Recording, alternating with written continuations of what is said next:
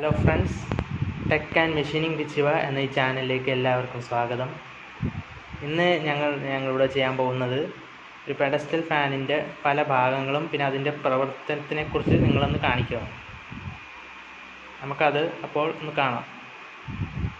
ആദ്യം ഈ ഫാനിനെ നമ്മളൊന്ന് അഴിച്ച് പാർട്സാക്കി വെച്ചിട്ട് പിന്നീടായിരിക്കും ഒന്നും കൂടെ അതിനെക്കുറിച്ച് പറഞ്ഞതിന് ശേഷം അതെല്ലാം ഒന്നും കൂടെ പഴയതുപോലെ അസംബിൾ ചെയ്ത് ഫാനാക്കി മാറ്റാം.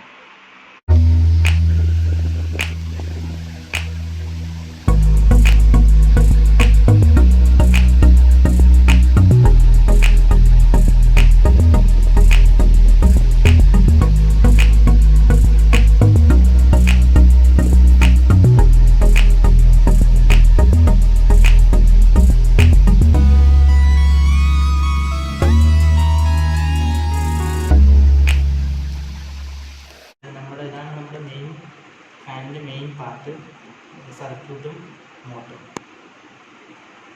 ഇതിലൂടെയാണ് ബാക്കി പവർ ഇതിലൂടെ പ്ലഗ് പോയിന്റിലൂടെ നമ്മൾ പവർ എടുക്കുന്നു.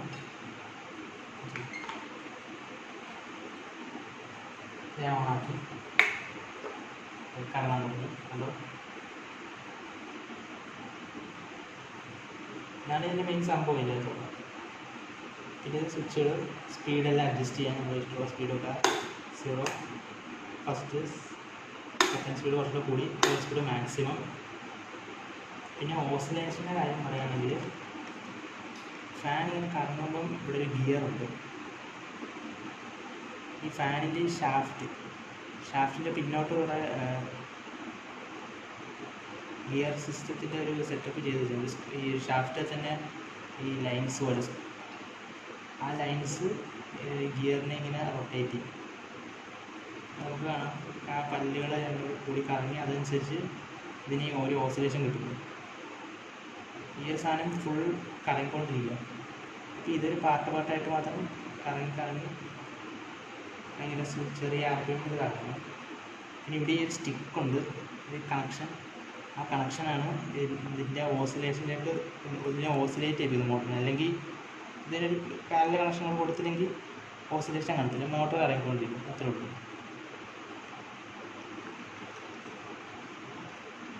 ബാക്കി മോട്ടറിനെ കുറിച്ച് നമ്മൾ കഴിഞ്ഞ വീഡിയോയിൽ പറഞ്ഞിട്ടുണ്ടായിരുന്നു. അപ്പം അതിലോട്ട് ഞാൻ പോകുന്നില്ല, നിങ്ങൾക്ക് കഴിഞ്ഞ വീഡിയോ കണ്ട് മനസ്സിലാക്കാം.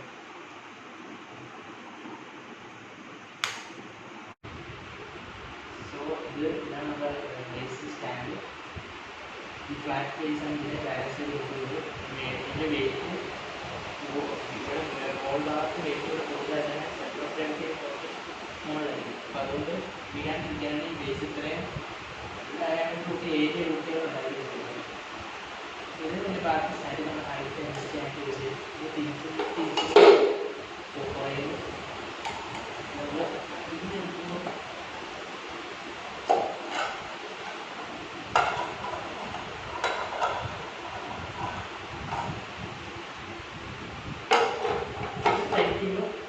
മാക്സിമമായിട്ട് അഡ്ജസ്റ്റ് ചെയ്യും. അപ്പോൾ അതാണ് ഇതിൻ്റെ കാര്യം.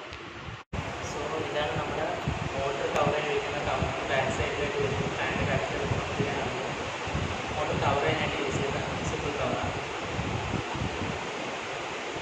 ഇതെന്ന് പറയുന്നത് ഇവിടെ മറ്റേ ഓസിലേഷൻ വേണോ വേണ്ടത് തീരുമാനിക്കാൻ യൂസ് ചെയ്യുന്നത് സ്വിച്ച് ടൈപ്പിൻ്റെ സംഭവമുണ്ട്. Full push type സ്വിച്ചാണ്.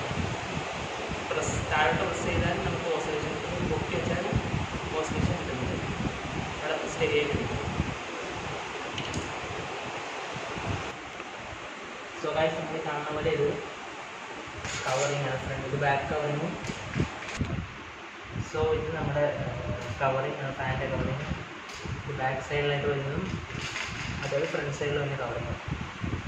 കവർ ചെയ്യുന്നതെന്ന് വെച്ചാൽ നമ്മളൊരു മെയിനായിട്ട് സേഫ്റ്റി പർപ്പസിന് അതേ യൂസ് ചെയ്യുന്നവർക്ക് ഒന്നും പറ്റാണ്ടിരിക്കാൻ, ബ്ലേഡ് കൈ തട്ടാണ്ടിരിക്കാൻ അതിനാണ് ഈ കവറിങ് ഉദ്ദേശിക്കുന്നത്. സോ ഇത് നമ്മുടെ ഫാൻ ബ്ലേഡ്.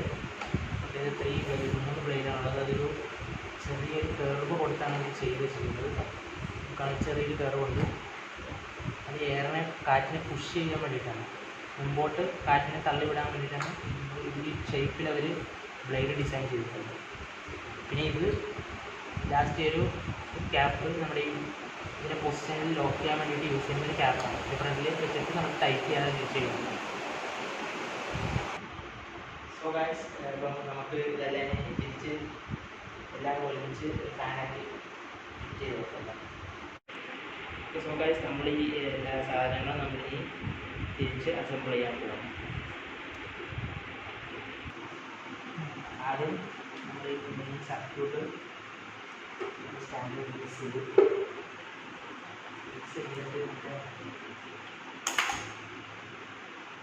ബാക്കിൽ സ്ക്രൂ ഉണ്ട്. സ്ക്രൂ ടൈറ്റ് ചെയ്താണ് നമ്മൾ കറക്റ്റ് ചെയ്ത് ലോക്ക് ചെയ്ത് പൊസിഷൻ കൊടുക്കുക. അല്ലെങ്കിൽ ഇത് ഊരിപ്പാൻ ചാൻസ് ഉണ്ട്.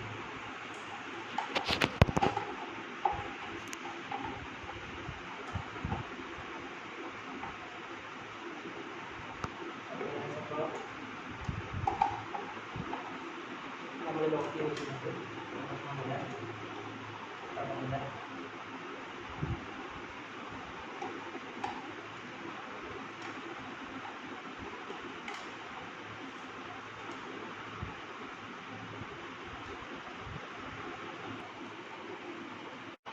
നമ്മൾ മോട്ടർ വെച്ചിട്ടുണ്ടെങ്കിൽ നമുക്ക് അടുത്ത സാധനം ഉണ്ട്.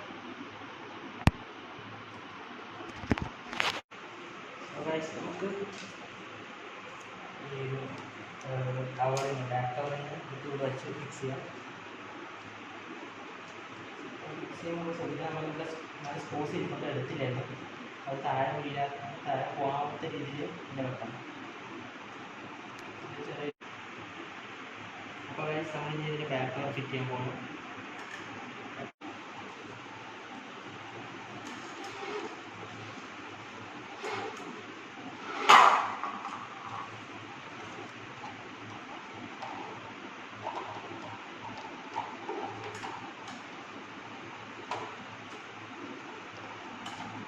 കറക്റ്റ് പൊസിഷനിൽ അലൈൻ ചെയ്തിട്ടുണ്ടെങ്കിൽ പിന്നീട് അതൊരു പണിയാണ്. കറങ്ങിയിട്ട് വരുമ്പോൾ പ്രശ്നങ്ങൾ വരാൻ ചാൻസ് ഉണ്ട്. പൊസിഷൻ കറക്റ്റായിട്ട് അലൈൻ ചെയ്ത ചില കാര്യങ്ങളുണ്ട്.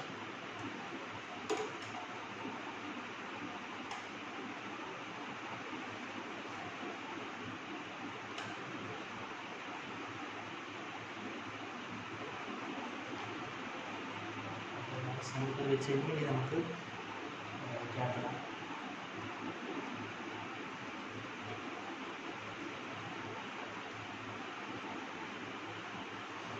പ്രധാനപ്പെട്ട പണികൾ കഴിഞ്ഞ് ഇനി നമുക്ക് ജസ്റ്റ് ഇതിൻ്റെ സൈഡിലുള്ള ബ്ലേഡ് കവർ കിട്ടാൻ മതി. ഇപ്പോൾ അതിൻ്റെ വർക്ക് ഫുള്ള് കംപ്ലീറ്റ്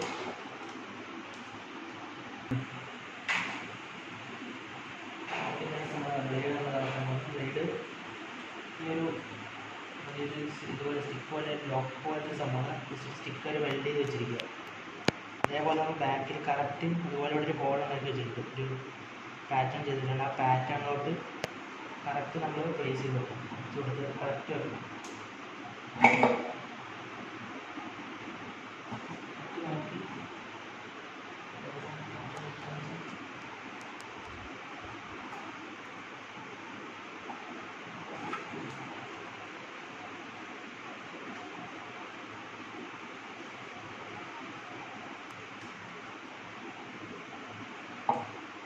നമ്മൾ കറക്റ്റ് പാറ്റേണിലോട്ട് കയറ്റി ഇനി നമ്മുടെ ഇതുണ്ട്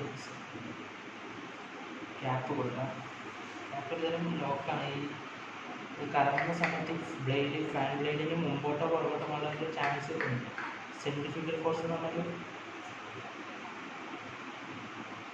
സംഭവം, ഒരു ഫോഴ്സ് ആക്ട് ചെയ്യുന്നതുകൊണ്ടാണ് ഇങ്ങനെ മുമ്പിലോട്ടോ പുറകിലോട്ടോ പോകുന്നത്. അതിൽ പോകാണ്ടിരിക്കാൻ നമ്മൾ പുറകിലൊരു ലോക്ക് പോലെ സെറ്റ് ചെയ്തിട്ട് മുമ്പിൽ ക്യാപ്പിട്ട് ലോക്ക് ചെയ്തു. അപ്പോൾ ഈ ഫാൻ ഇപ്പം ഈ ഒരു സ്ഥലത്തേക്ക് നിൽക്കത്തുള്ളൂ, ഇവിടെ നിന്നേ കറങ്ങുള്ളൂ. അതിൽ നമുക്ക് ക്യാപ്പിടാം, കവറിടാം. ഫുൾ മൂടി വെച്ചിട്ട് കവറുമ്പോൾ കറക്റ്റായിട്ട്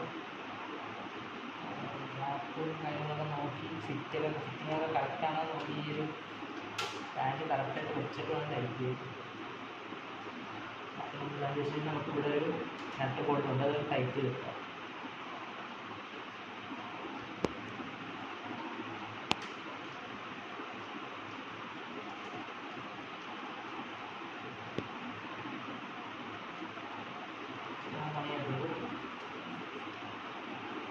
ഓക്കെ ഗൈസ്, നമ്മുടെ ഫാൻ അസംബ്ലി കഴിഞ്ഞ് നമുക്ക് ടെസ്റ്റ് നോക്കാൻ പറഞ്ഞുണ്ടോ ഇല്ലയോ.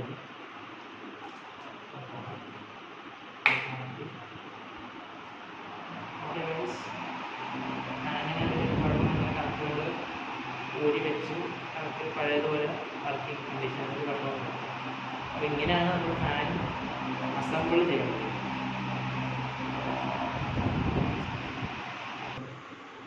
സോ ഗൈസ്,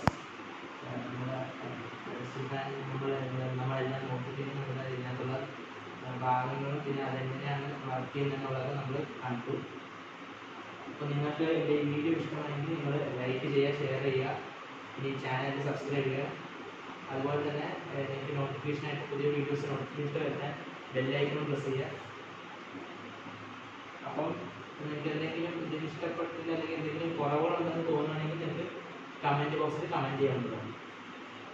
ഓക്കെ, അപ്പോൾ ശരി.